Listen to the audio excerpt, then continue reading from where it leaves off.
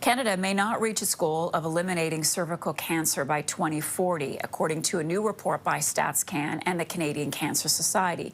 Data shows cancer rates are falling, but cervical cancer deaths have plateaued, even though there is a vaccine available. The report's co-author, Dr. Jennifer Gillis, says that cervical cancer is almost entirely preventable. Breast cancer mortality rates have declined by 1.5% because more women are getting mammograms and have better access to treatment. And joining me now is Dr. Jennifer Gillis, epidemiologist and director of surveillance for the Canadian Cancer Society. She co-authored the report. Doctor, good morning. Thank you so much for being with us. Thank you for having me.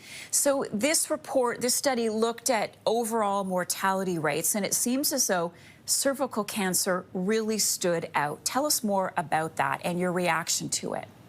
Yeah, thank you so much for that question. So this report really helps us understand the impact, the tremendous impact that cancer has in Canada.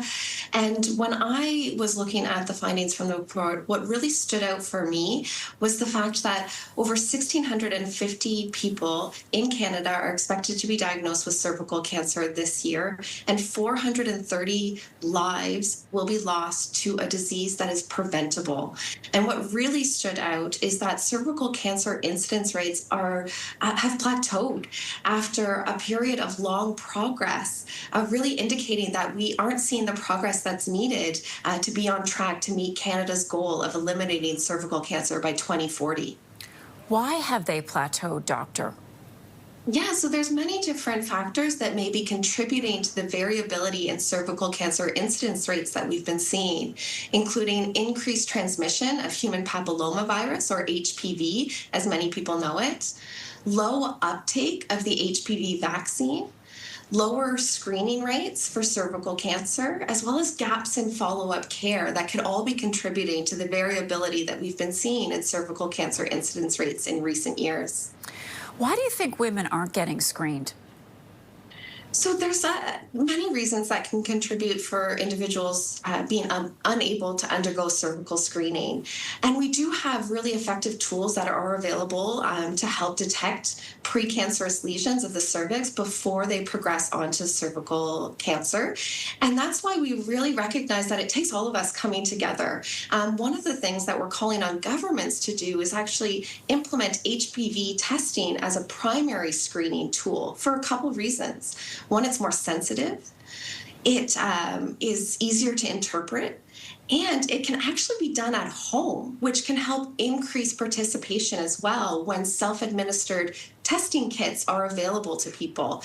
And overall, it's increasing cervical cancer screening, increasing uptake of the HPV vaccine that'll help us get back on track and having that progress in reducing cervical cancer incidence and keep us on track for Canada's goal of eliminating cervical cancer by 2040. All right, let's end on a positive note, because you looked at, as we said, mortality rates right across the country.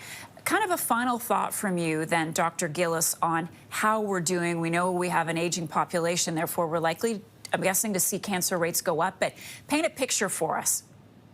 Yeah, so this report that's made possible with our collaboration with Statistics Canada and the Public Health Agency of Canada has shown that for about 2/3 of the cancer types that we report on have been showing declining death rates, really highlighting, prevention, the efforts and progress around prevention, the efforts and progress around early detection, effective treatments. So it's really showing that there's been a lot of progress that can be made, but those challenges also remain for other cancer types. And that's why this report can be so important for all of us. So many of us are touched by cancer. So if people want to join us in calling on urgent action by governments, they can go to cancer.ca/stop cervical cancer, or if they want to learn more about what's in this big report, they can go to cancer.ca/statistics to learn more about what's happening on the impact of cancer in Canada for over 20 different types of cancer.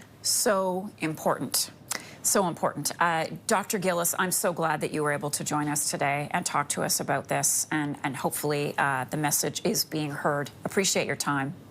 Appreciate yours. Thank you. Bye-bye.